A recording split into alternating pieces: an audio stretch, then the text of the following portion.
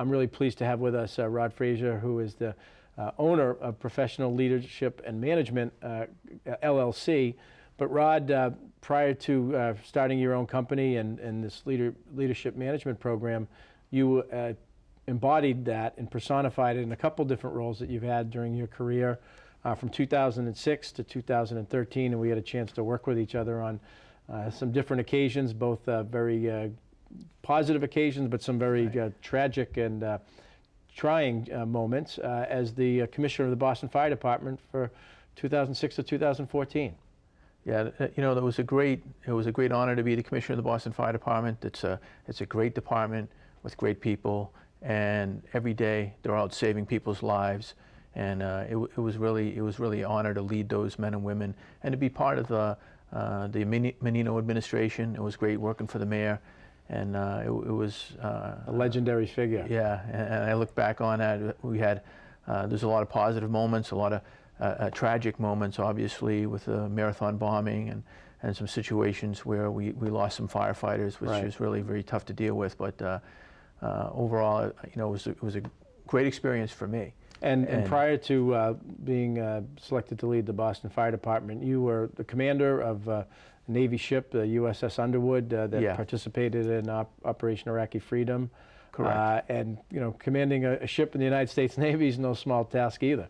No, that's that's probably one of the greatest jobs someone can have, right? Is to command a ship at sea.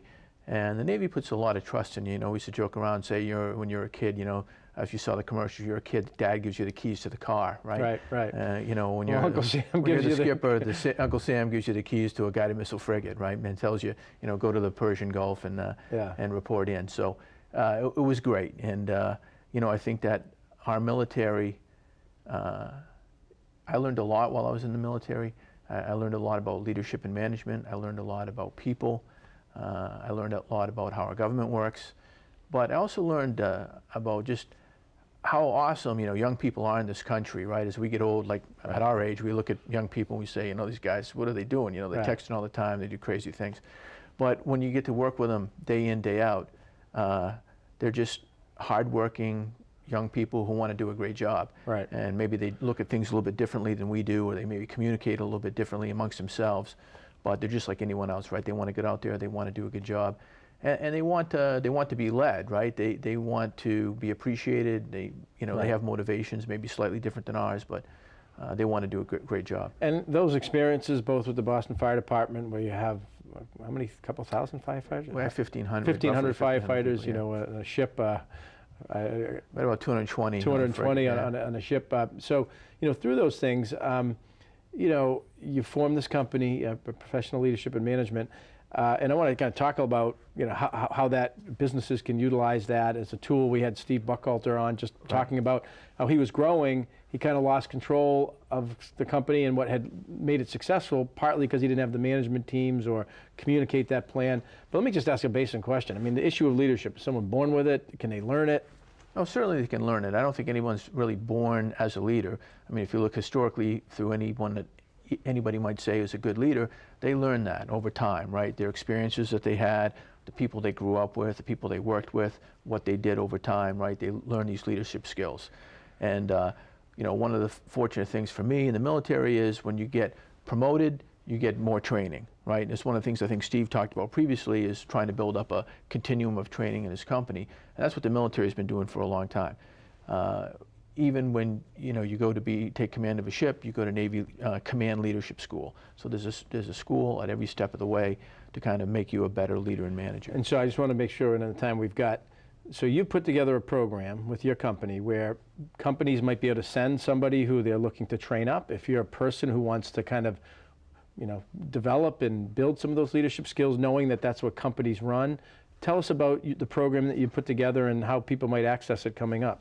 Yeah, so a lot of people, or a lot of companies, right, they train people to be technicians or practitioners and then they promote them, but they don't necessarily give that person training on how to be an effective leader and manager. And, you know, that's a key component to someone's success, is to have that continuum of training, because people want to try to do their old job and then try to be the manager. They don't understand or haven't been taught all these things. So what we do is we either come on site to your company and provide the training directly to you, or is to have a public program like we have coming up in Worcester on November 29th, where you can send people to our program. And you're doing that here in Worcester at the Yep. Hilton? Yeah, the Hilton Garden Inn? Correct, on Major Taylor Boulevard. Starts November 29th. They can check that out, the program out on my website, which is professionallms.com. Professionallms.com. Yeah, okay. you can look at the program, and we're going to talk about, what are the stumbling blocks to success as a supervisor or manager. What are the tools that you have that you can use to be a better supervisor and manager? How to deal with conflict in the workplace, how to improve your own decision-making skills, how to deal with performance evaluation, both positive and negative, right? Things of that. So there's a whole series of programs that we do, and it's not all lecture. A lot of it's case studies and some minor role play, right, where we say, hey, here's a situation, how would you handle it? And then we kind of coach them through it. And how to coach and mentor your employees is another key part of our So real program. opportunity for businesses is, they get lean and mean and try to focus on the product that they deliver, and maybe they don't have the expertise or the staff to put these programs together. They can plug right in. Correct. Right. And professional, the email, the website again? Professionallms.com. Professionallms.com. Right. Well, Rod, we appreciate your service to the country. We appreciate your leadership as the commissioner in Boston, and we appreciate what you're doing here in Central Mass and being a part of the Worcester Regional Chamber of Commerce. Well, thanks. I'm enjoying being part of the Worcester Chamber. Met some great people, and I appreciate you having me on.